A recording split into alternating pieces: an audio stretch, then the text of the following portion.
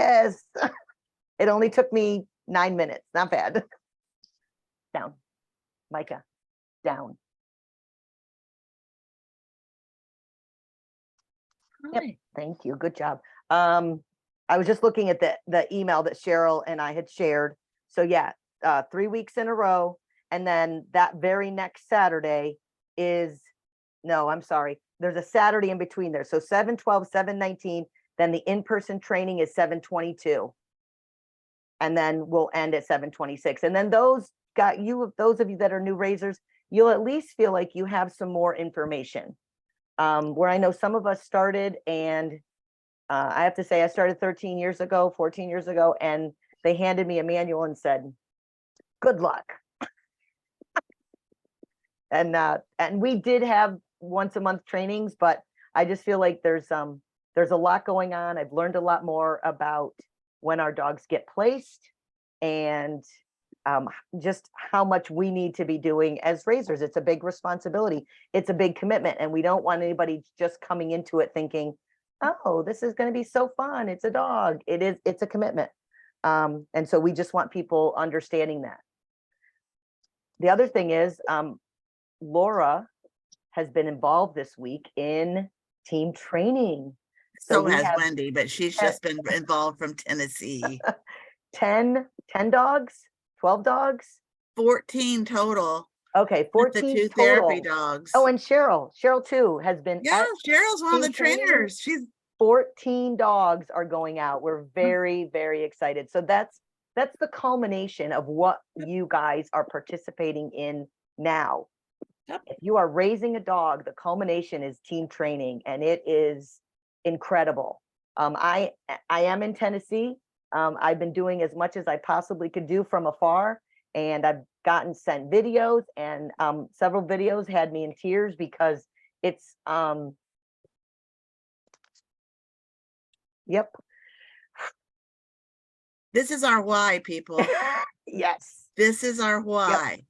And there is no privilege greater than walking a puppy, one of these dogs, all nice and finished, yep, out of the big van, and walking them up to their person and say, so-and-so, I'd like you to meet. And yep, whoever it is. Yep. It's awesome. It's amazing. Yep. And then watching the relationship from Monday to Friday, it's amazing. Roberto saying, oh, I remember that day. Yeah. So that's why we are finding that it's super important that we're all on the same page, that we're all getting the same message, and that we're all pretty much, we're all going to do it a little bit differently. It's going to look a little bit different at your house than it looks at my house.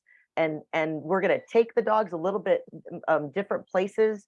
They're going to get different experiences, but as long as we're understanding some of the same concepts and doing some of the same things, that's the goal.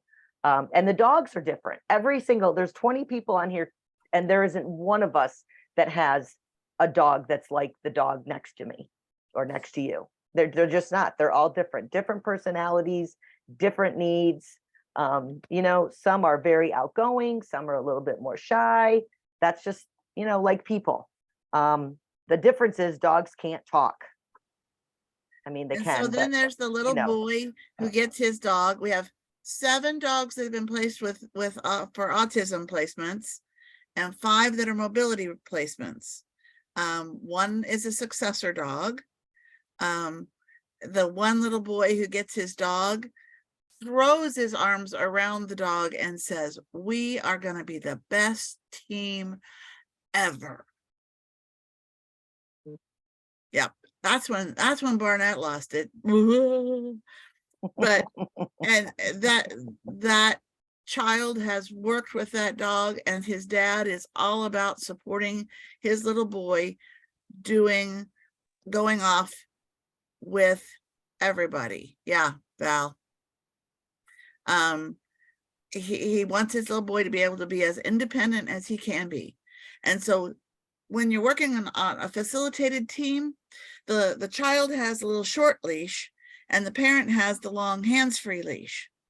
Well, dad keeps giving his little boy, the hands-free that he wears over his shoulder, and then he has the leash in his hand, and he goes off with this giant golden retriever. This little boy is 7 going on 17.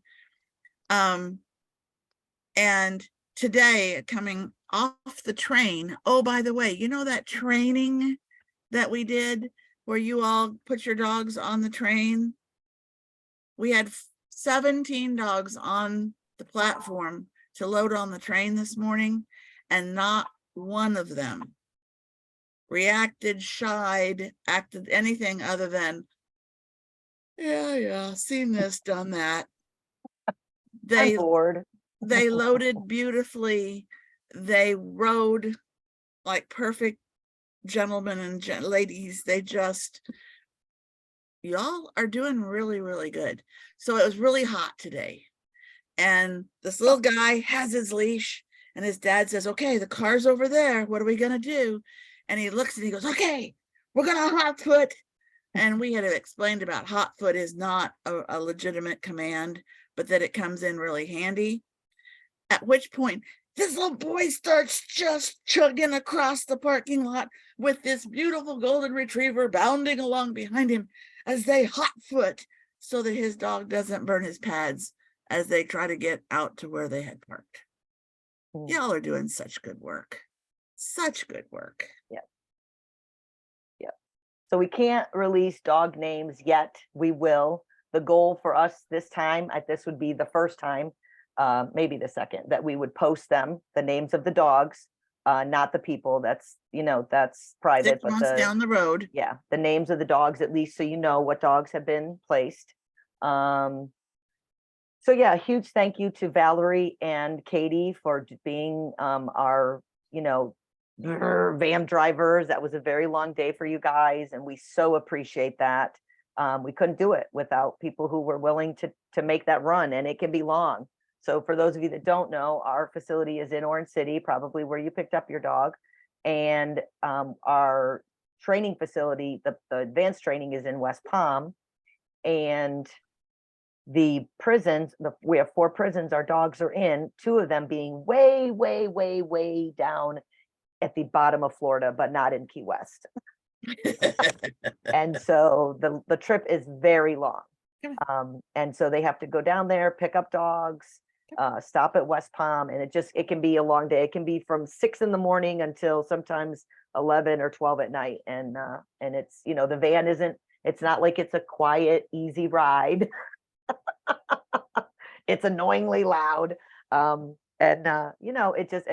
sometimes you can have dogs that usually they are okay, but once in a while you'll have a barker. I'm here. Why am I in this van? Why am I in this crate? Where am I going? And are we there yet? Are we there yet? I gotta pee. And you've got it about 0 degrees. You've got it set as low as it will possibly go, with the fans blowing as hard as it possibly can. Yeah. Because, and the people driving and they're wearing jackets, but the dogs are in the back. We're going, it's great fun. Yeah. So thank you, because we know that it is a long day. We've done it. Laura and I both have done it. It's a long day. So thank you. One of the things we wanted to start off with after all of that, does anybody have any questions about what we've said so far? Oh, I have one other thing. Thank you. Okay. Karen Rush provided lunch for the team training.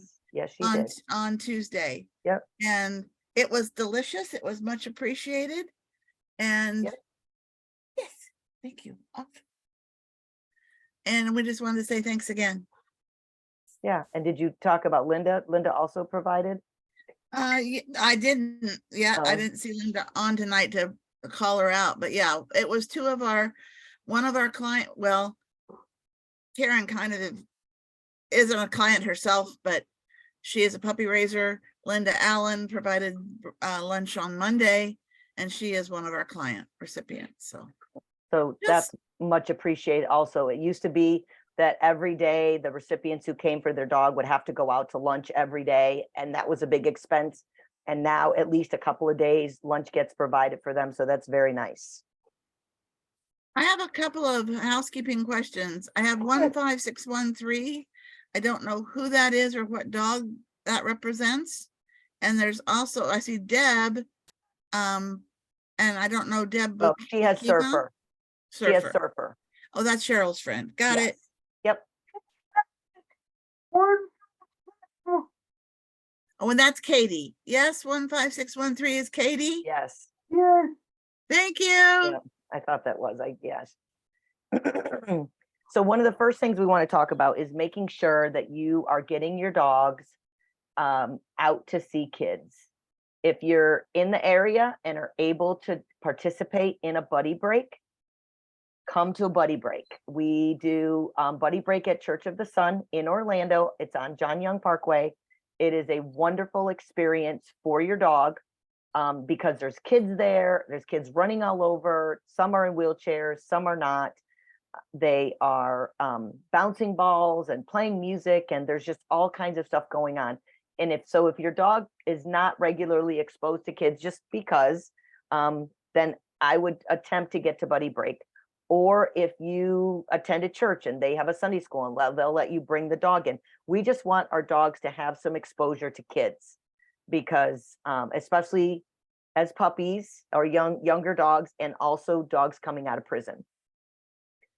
They may have been exposed with their puppy raiser prior, but now they've been in prison for a while and now they need that exposure again. One of the important things that you all need to understand is that dogs do not generalize. Just because they did it once, they went to see kids once, doesn't mean they're going to remember that 6 weeks from then that they saw those kids. So the more we expose them to things, once they have an exposure and they're pretty successful with it, and you feel like, I think they got this, then, you might re-expose them a month down the road, 8 weeks down the road. Usually though, once they've feel pretty confident with something, we don't necessarily have to keep re-exposing them over and over and over again. But and kids sometimes is one of the things that dogs have a difficult time with.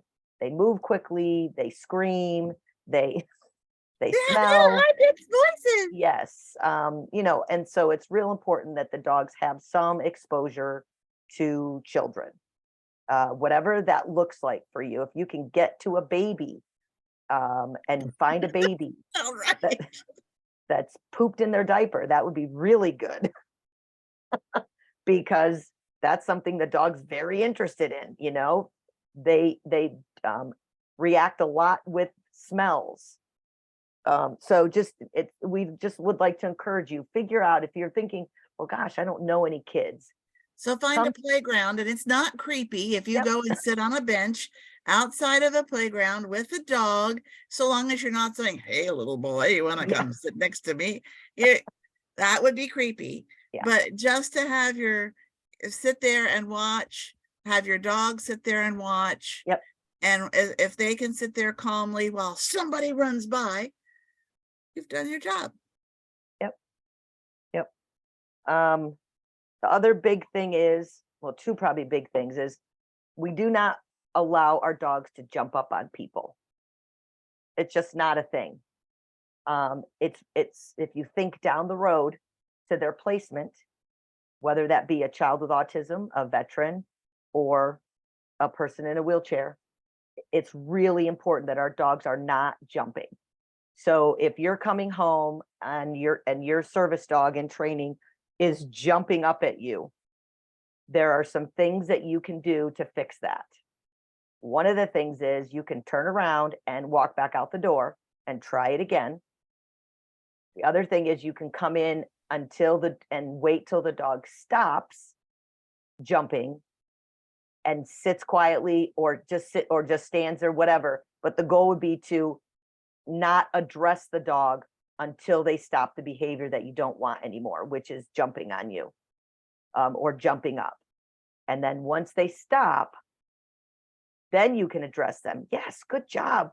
Hello. But if you're coming in the door and your dog is like, oh my God, I'm so happy to see you, and they're bouncing and you're addressing them, you are reinforcing that behavior.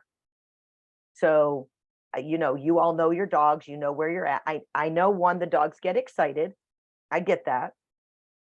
But they can greet you without jumping up on you. That is possible. So you think about where your dog is at right now. and think about when you come home or when they see other people, how did they greet them? If they can calmly greet them, great. If they can't, one, you've got to change things when you come home or when they're greeting others. And they should not be greeting others when you're out, if that's how they're responding. If they're yanking you towards somebody, they should not be able to be doing that. So we have to fix it. And with the new information we have about getting pups exposed to things and beginning to shape behaviors sooner, I have noticed that with this last batch of pups that I see Schnitzel and Lager are with us tonight.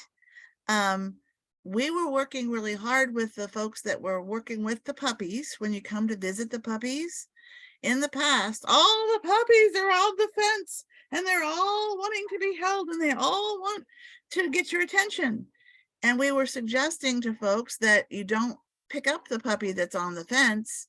You reach over and pick up the puppy that's sitting quietly. Or you just stand back and you let them sit down and wait.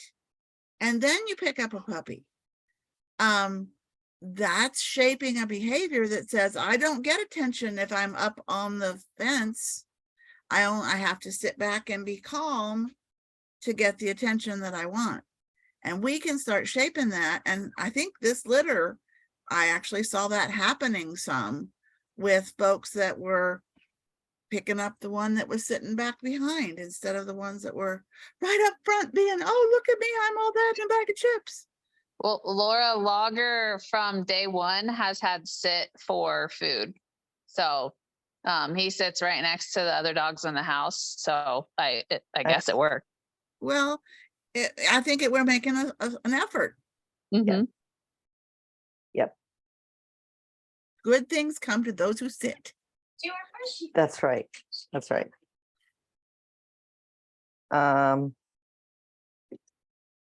Okay, so I guess I just want to share a couple of command videos. So those of you that are new, our dogs have a language. And so let's see, hold on. So Nora, you have a prison dog, correct? Okay. And Christina, you also have a prison dog. Okay, is there anybody on here that's new that has a puppy? I don't think so. I'm looking around. We only have 2 puppies out or 3 puppies out right now total. Okay. Okay. The newest litter. All right. So those of you that have a new dog, okay, from prison, our dogs have a language. That language is their commands. They have been learning that same language since they were 8 weeks old. Okay. So those commands, it's really important that you know them, because the dog is going to be expecting that you know them, and they're going to catch you if you don't know them. You know, they get up on the couch and you say, get down. That's not their command. The command is off. So it's really important that you know those commands, that you're addressing the dog with the commands, and that you're not using a lot of extra words, especially at first. Sometimes, I mean, I've been doing this for a long time. So sometimes I'll catch myself using a lot of extra words and I'll videotape myself. So that's another thing.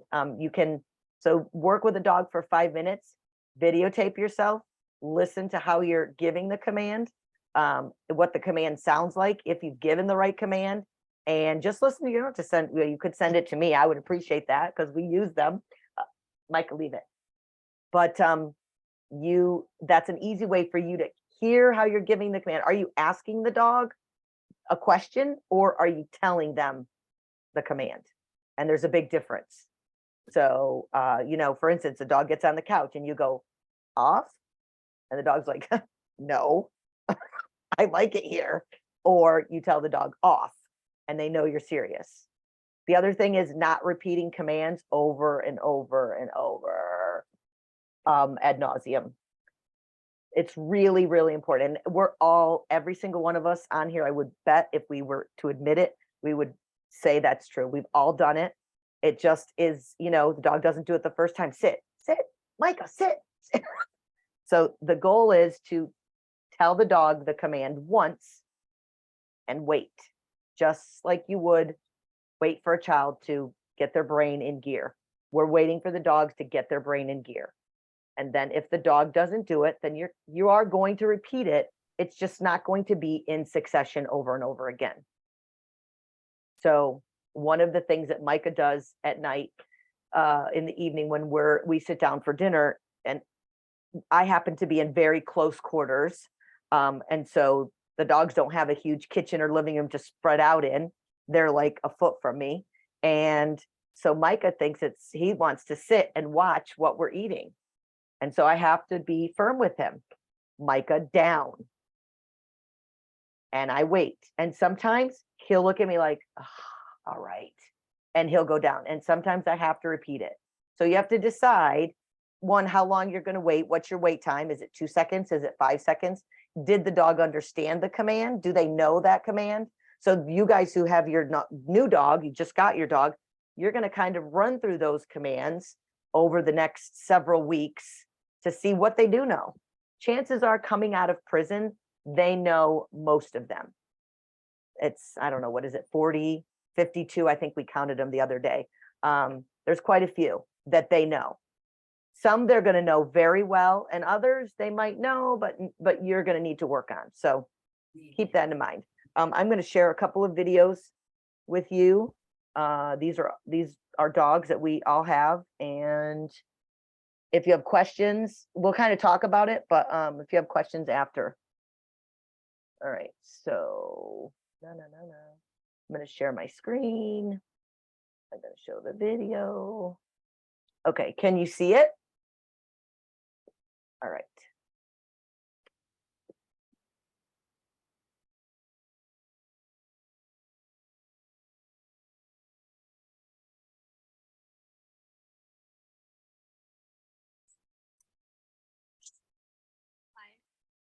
Sit.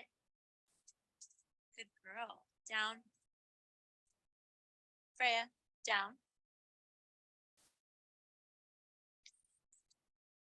Good girl.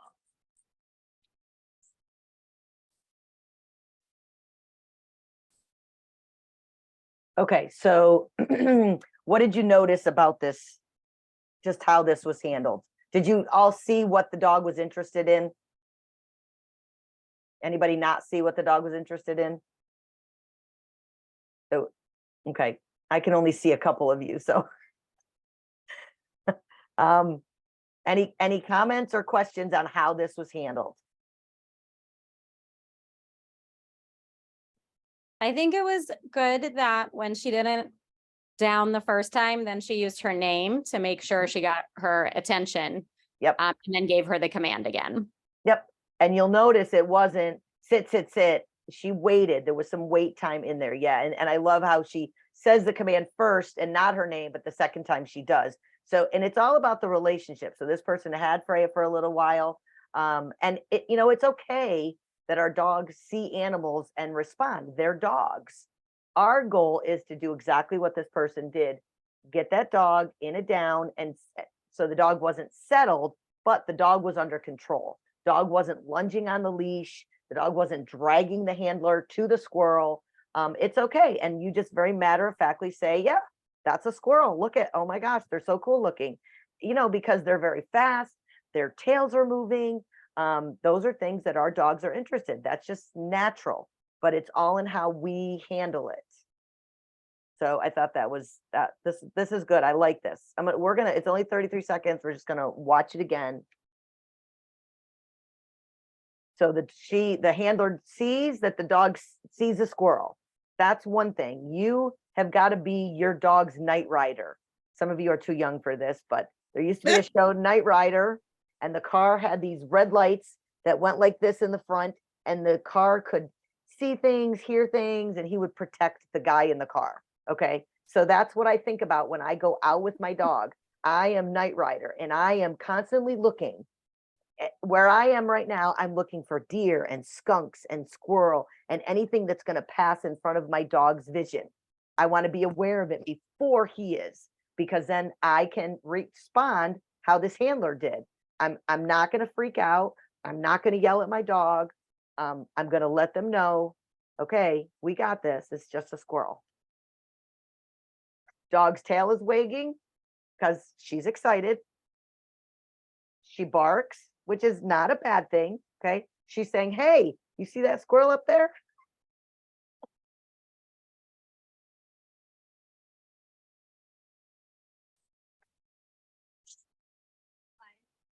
She tells the dog to quiet. Okay. And the dog, I love how she looks back at her handler. So I might have, as soon as the dog looked back at me, I might have made reference, like I might have said, good girl, or just because she looked back, she checked in with me. Well, Sit. not me, the handler. Good girl. Down. Freya, down.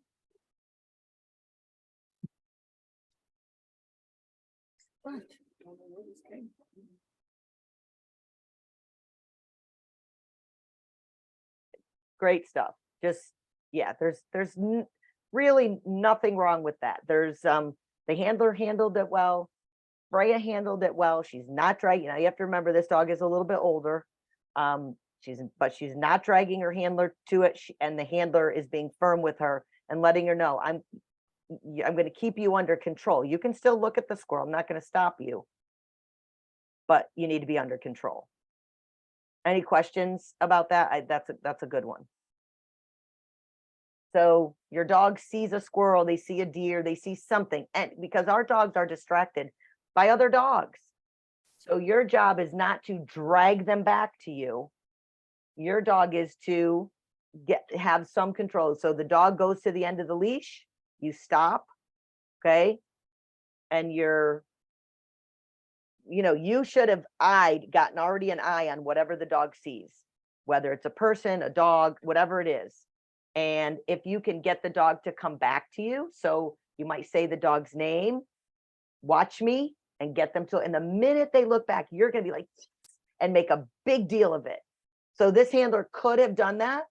Instead, she opted to allow the dog to sit and down and watch the squirrel. So you have to decide which is going to work better. The one thing we don't want you doing is allowing the dog to drag you to whatever they're distracted by. It'd be better. Not better.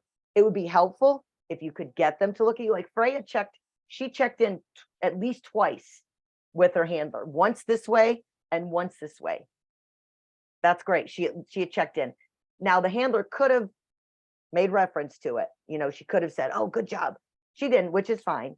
But that's something else. That's another way to get your dog to kind of come back to you.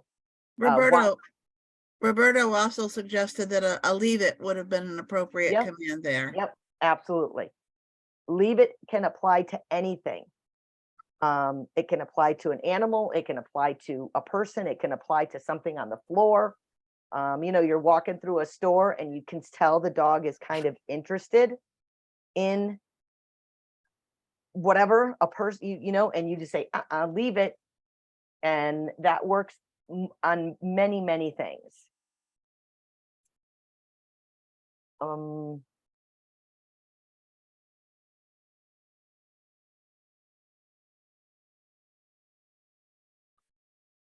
I'm sorry, I'm just looking at the chat. Okay, we're going to try another one.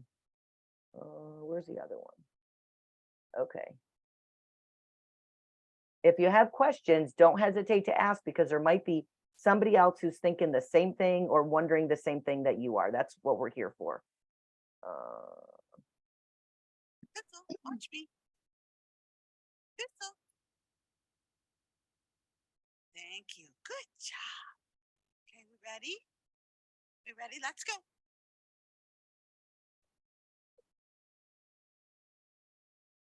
Okay, so she used a couple in there.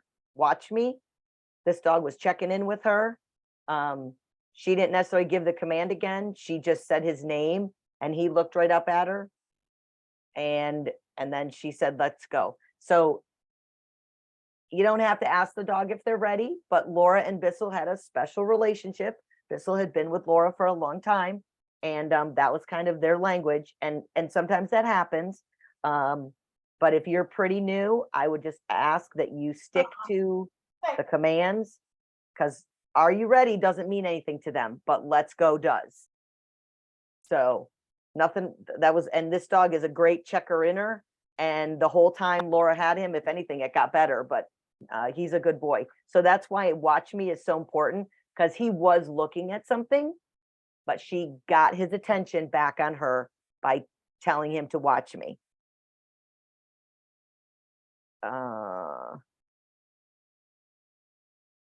This is just a loose leash walk.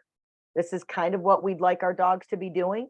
If your dog is way out in front of you every time you go for a walk, you kind of need to reel them in, especially when you're in a store or, out somewhere and they've got their vest on.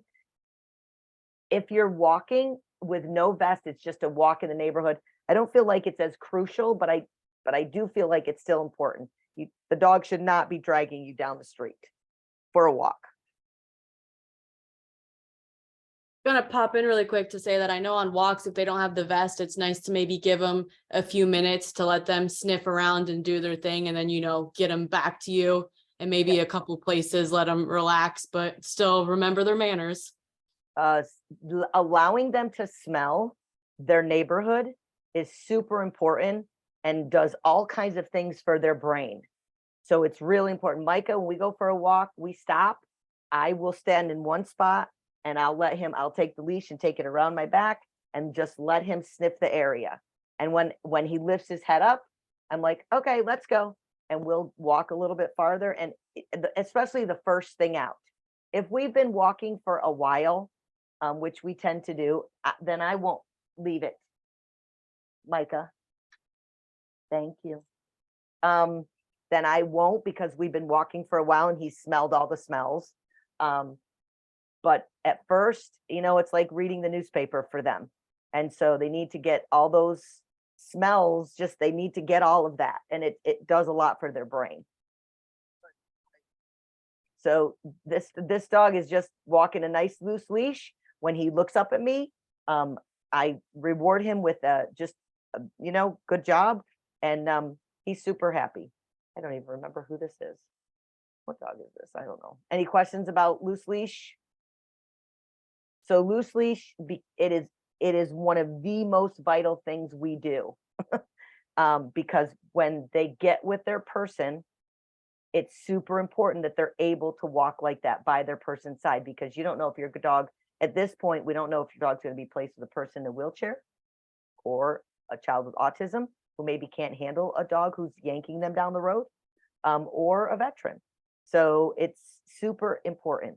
And if you're struggling with loose leash, you need to get with Laura or myself to find out how we can help you fix it. It can be fixed. You'll see a lot of dogs in other programs with what's it called? With over the nose. Gentle leader. Thank you. Gentle leader. They're not a bad thing. Our particular program doesn't advocate. We don't use them a lot. However, if you're really struggling, we've had some dogs who've had to use them. So you just need to make sure you don't let it go on for a long time. Usually our dogs come out of prison and they're pretty good at loose leash. But if they're not, and they may test you at first, they may think, okay, well, how much do you know? Watch this. So you want to be on top of it. Their loose leash should be right next to you. If it's not, you're struggling, they're struggling. You need to get with one of us. Laura and I are more than happy to help you and give you some tips. And if you're in the villages, Cheryl's your girl. Yep. I'm going to you guys put your numbers in the chat, please. Any questions about loose leash? That happens to be one of the things that we kind of pride ourselves on. And so many of it, when our kids with autism can walk these dogs with no problem, we're proud of that. And that's because all of you have done the work. All right. So this is the retrieve sequence. This is something that your dog's coming out of prison should know, possibly, and your puppies can be working on. Just by playing with them, by, throwing things on the ground for them. So this is, and then I have another one. I got to find it. Okay. Oh, no, wait a minute. I didn't share my screen. Sorry. Hold on.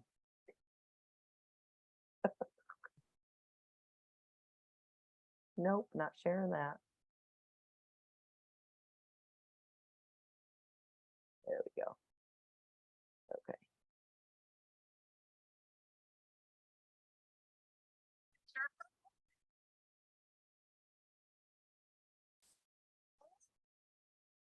Yeah. Excellent. So that's what we call our retrieval sequence. There is a sequence to it. The dogs are one of the only animals that will look when you tell them to look. They'll look at an object that you're asking them to, and they'll go and they'll get it and they'll bring it and they give it to you. Remember that a lot of our recipients don't have good hand coordination. And so sometimes the dog has to be right up on them or even in my lap. So they have to hold that item in their mouth for a long time. So maybe you practice the retrieval sequence and you notice your dog is picking something up, but they're dropping it as soon as they get it. So maybe you need to work on hold, or you notice that your dog is not going to get it. So maybe you start working with just something that's fun, like a ball or a toy. And that's what they're getting at first. And so every time you say get it, there's lots of rewards, there are lots of praise, and there's treats, because that's how our dogs learn. And so you figure out where your dog is. Some of our dogs are just not good at retrieve. I know they're retrievers, they should be, but they're not. So that's sometimes how we place dogs with kids with autism, because most kids with autism don't need a retrieve. And so we'll look at those dogs and then we kind of funnel them towards the autism side, because autism kids need a couple of different things than people with mobility issues. So any questions about retrieve? You want to know? Yes, go ahead. So Cajun is really good with retrieve, but when he has like a ball or something, he likes to like clench his jaw and break things. So do you have any like suggestions? So he won't give it to you? He'll give it to you, but like while he's walking with it, he'll just like clench his jaw and like he tends to break balls and like sticks. Okay, so but when you're practicing retrieve with him, yeah, will he bring the item to you and give it to you? Yes, it just like he breaks it, so I'm not sure if that would be good. So So- easy is the command to keep him Yeah. from chomping. Yeah. And so you can give him something that you could see if he did chomp it. To try an egg, Okay. and then he'd feel it, you know? But you can also use like a glasses case or something like that, that he's not going to destroy it. It's not going to be like the glasses or the cheapy freebie sunglasses. You would give them to him so that and then easy if he starts to chomp. Okay. Thank you. Yep. Okay, Laura, go ahead. I have one more, but I got to find it. Okay. Well, one of the things we were working with the folks that just got their dogs, to remind them, and it's a good reminder for us when we're training a dog, you start with something that's easy. So there's 4 Ds. Difficulty. Anybody? No, it's not difficult. Yes, it is. Duration, Duration, distance. distance. Oh yeah, it's not difficulty. We had this discussion and now I got it in my head. Cheryl's shaking her head. Okay, Cheryl, take it. Distraction. And It's a decreased cues. Yeah. Distractions cause difficulties. That's it. So distraction, duration, distance, and decreased cues. So when you're first teaching a puppy to sit, you are literally right in front of them. When you're teaching a puppy to wait, it's milliseconds sometimes between when their butt hits the ground and when they are up to get their bowl. But you increase the duration over time. When you point, when you use a hand signal, like over their head to get them to sit, that's a cue. And you decrease those cues as the dog gets more proficient with the task. You might have to put them back in if there's a lot of distractions. And we were dealing with that a little bit today. Park Ave, all the people, the cars, the little yappers that were around, there were lots of distractions. And so these super well-trained advanced training dogs that are there with their people were requiring a little extra motivation to overcome those distractions. It was a very, very difficult environment. And so we had to increase the cues again to get them to be successful. And you always want to try to end with your dog having success. Wendy mentioned treats. Treats are absolutely, they're a very important lure to get a puppy to do something. You're going to get a puppy to sit, you're going to hold a piece of kibble over their over their head and take it back, and they're going to lean back and their butt's going to hit the ground, and you're going to go, good, sit. And they go, what? Okay. But they get their kibble, they get the verbal praise. Yes, good, sit. And then you do it again, and you do it a third time, and then you do something else. Maybe now you do puppy push-ups, and you take that kibble and you hold it up here, and then you hold it down in front of them. And you're literally luring that puppy into the position that you want it to have. You need it to kennel. When I first get a prison pup, sometimes they look at that kennel and they look at me and go, no habla. And you go, yes, you know kennel. And a little bit of a lure, or you toss the kennel snack in and they go, oh yeah, I do know that one. And then they go. Do I have to do that the whole time I have that prison pup? No. But in that first, I'm going to see if you really know my words. I'm going to see if you're the boss of me. I want good things to be coming from me. Yes, that's decreased over time. Decreased cues, decreased treats. You increase the duration. You decrease the duration if there's lots of distractions. You don't keep all the pieces moving. If one is moving, you take the other ones back a notch. Questions about that? Those 4 Ds. Oh, Kenny's also put his name and number. Kenny K has been working on Dog 8. And he's put his number in. He's also in the villages and is backing up Cheryl out there. Plus, Kenny always gets puppies. I get the prison pups. Right. And, So and different. it's a different gig. Yeah. It is. Absolutely. Yep, that's for sure. Okay, I have two more videos.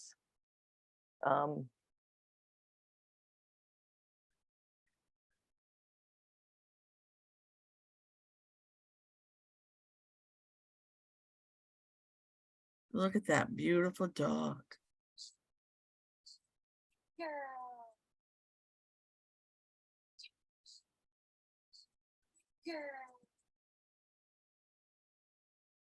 So that's one that a lot of our dogs need, especially for our mobility people. So those of you that have especially prison dogs, they should know push. Some of the dogs may be doing it with their paw. The goal would be to get them to do it with their nose. You may need a piece of tape and start with your hand for push.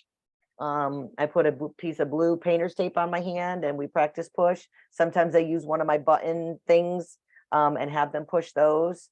But your prison dogs should know that. Your puppies, that's just something you start. It's a game. It's a game that you start with, you know. And if they push on your nose, put a treat there. Sometimes I'll put peanut butter on my palm. Just depends on what the dog is interested in. But that's one of the skills that most of our dogs need to know. And then this one is recall, super, super important. Nope.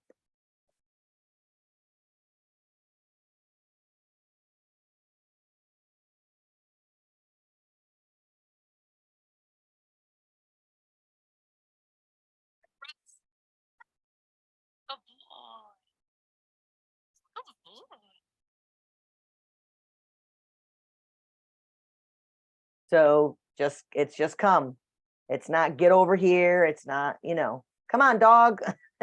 It's just Come. come.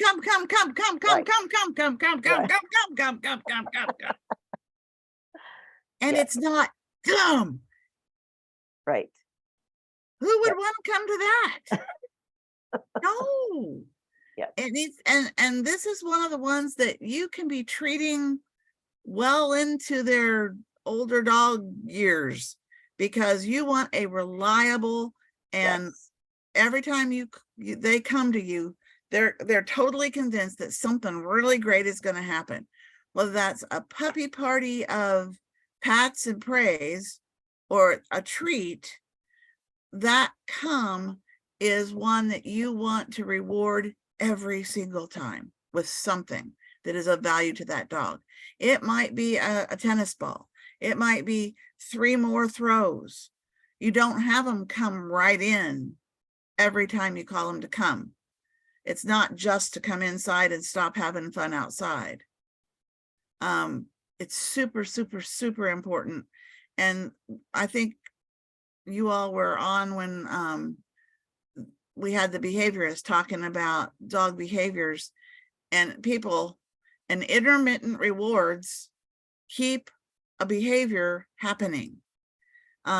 You don't win every time you put a quarter in a slot machine, but you win often enough that you keep putting quarters in because it just might pay off this next time. So for your dog, those treats, those intermittent treats are the payoff. It might be this time, but you want to keep those behaviors active, because if you ignore it, if you don't give them praise, they don't get a treat, you just expect them to do it because they've always been doing it, that behavior will extinguish. Doesn't mean you can't get it back, but they won't continue to do it. Yeah, and that recall just is something that so if you have a dog that you just got, I wouldn't necessarily take them out into your yard and call them the first time and expect them to come. They may not. But definitely, like Laura said, so I still, with Micah, sometimes I'll call him, Micah, come, he'll come right to me. And other times he stands out there and he looks at me like, now, like right now. You want me to come to you now? And he has that look on his face. And so sometimes we have a little treat thing right inside our Airstream, and I go grab that and I'll go shake, shake, shake. And he'll be like, oh, now. And he comes bolting towards me. And he gets rewarded because, he came. He didn't come maybe the first time, but then I didn't say it over and over again. I might say, Micah, come. And if he just looks at me and he won't, then I go and I don't take him right inside. Usually if he doesn't come to me the first time and then I get the treats and then he comes, I'll treat him, but I don't put him right inside, because that's what he wants to play. And that's important, that we're giving our dogs playtime, that they're having enough romp time and ball, whatever. Micah happens to be a ball lover, like most of our dogs. And so we spend a lot of time outside playing or walking, or, I try to spend a lot of time with the ball so that he gets that in, so that when I do call him, he will come. And yet, you just have to know your dog. Go ahead. When you're first working on a recall, you have them on a leash, and it's not from across the room, it's from the length of the leash. And so distance, it's short. You're not very far away. If you get too far away and you tell them to come and they don't, then you come closer. Right? The other thing is you can use a really, really long leash out and do it inside. But just because they're good at it inside doesn't mean they're going to be good at it when you take them outside. Yep.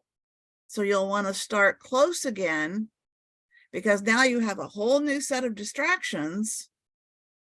So you're going to need to back off the distance, because now there's distraction, and you practice with that long lead until eventually you got 25 feet, they're on the lead and they come to you. Yep. Then you can work off lead. Those of you that are new to your dog could start with hide and seek inside. I love to play hide and seek inside. Unfortunately for me right now, I don't have a lot of room to play that game now, but for those of you that live in a house, you do. It's a fun game. You hide somewhere, you call your dog, Sally, come, and you have to be super excited, and then they have to find you. And it's either a puppy party or it's a big treat when they come, and you play that inside so that when you do go outside, they can start to realize, oh, and they, and that will transfer eventually. Like Laura said, it won't transfer immediately, but starting inside where you're keeping them safe, and you know where they are, they love playing hide and seek. Most dogs. And that's kind of where I start, or I used to start. Right, bud? Any questions? Any comments? Anything you'd like to share?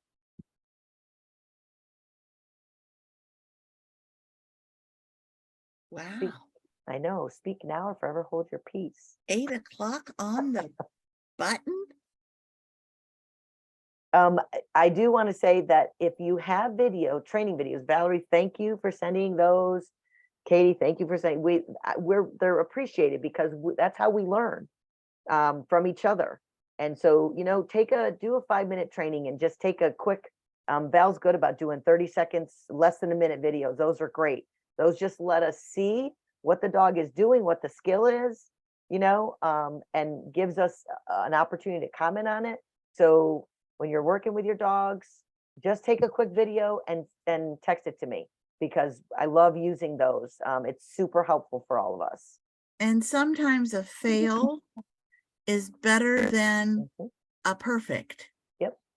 Because you can go, okay, this is what I did, and it obviously didn't work.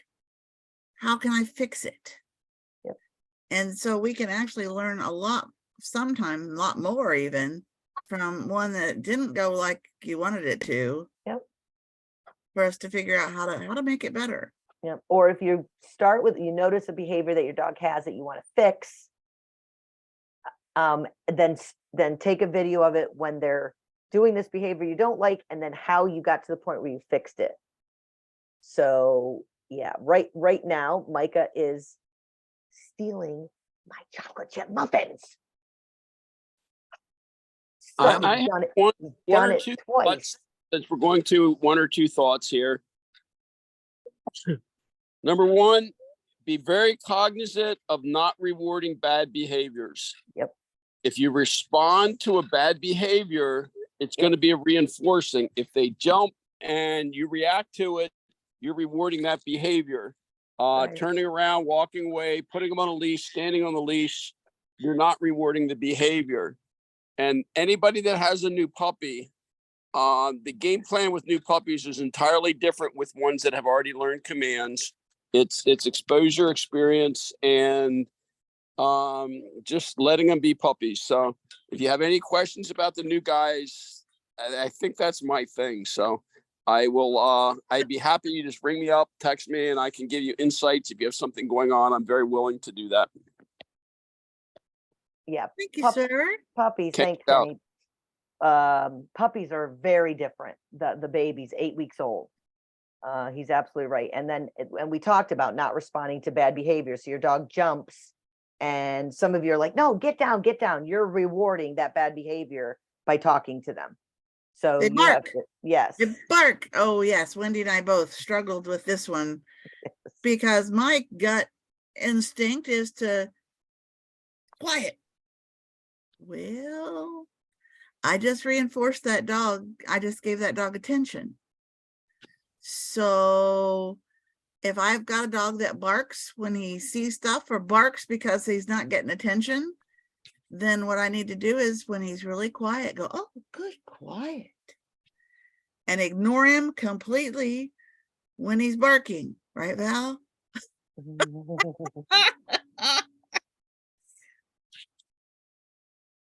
Yep.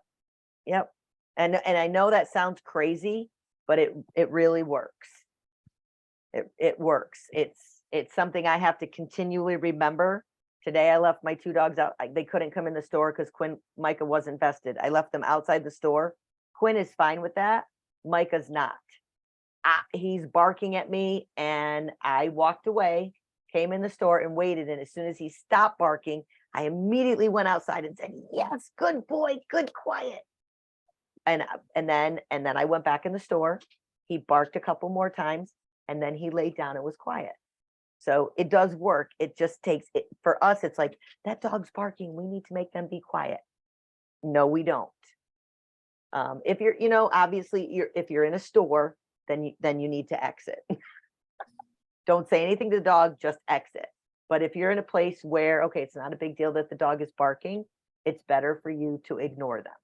And I don't think for the most part, our dogs bark a lot, but our labs sometimes do. Right, Val? But they can go from barking fools to rock stars, Yes. right, Val? Yes. I don't Right. know what you're talking about. I've never had a barky dog.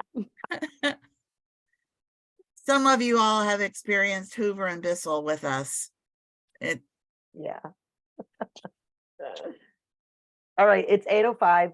So anybody else, comments or questions? Remember, buddy break this Saturday, Church in the Sun. Be there by 10. We'll be out of there around 11. Training on the 22nd in the afternoon at the Obedience Club at Daytona Beach. Yep, and new razor training on Zoom. 12th, 19th. Yep, And 26th. 7/12, 7/19, and 7/26. And was that at And 7:30? It's Wendy? at 7:30, yes. Okay. Yep. And welcome to the new folks that are puppy raising. Yes. Welcome to the adventure. We're so glad to have you. It's always good to have new folks and those of you that have stuck with us. Hooray, hooray. Yes. Yep. If you have any health issues with your dog, please make sure you're calling the office. Laura or Cheryl or we don't handle that. We can give you, so if you're, we can give you suggestions, but if it's a health issue, please call the office. If it's a training issue, if it's something, you can't get your dog to do a command or you're not sure how to do a command, please let us know. We want, like we said at the beginning, we really want everybody on the same page. And we want you to be successful. Right. Yep. And if you become frustrated, disillusioned, go to the website, read the testimonials of the recipients. Yep. It is an incredible, enlightening experience. One of my early puppies, Benson, was assigned to an autistic girl in Ohio. And the testimonial message I got about that made me cry. It's an incredible thing that what we're doing. And if you get frustrated or disillusioned, just give me a call. I can tell you things that you may not want to hear. It's worth the while that we're putting into this. Yeah. Yep. Absolutely. Thanks. All right. So Jenny. thank you guys. Thank you and have a good night. If you have any specific questions that relate to your dog and you want to stay on, we'll stay on for a couple extra minutes. Valerie, Otherwise, can you hang on just a Peace minute? out. Sure. I'm Okay. being harassed for walks.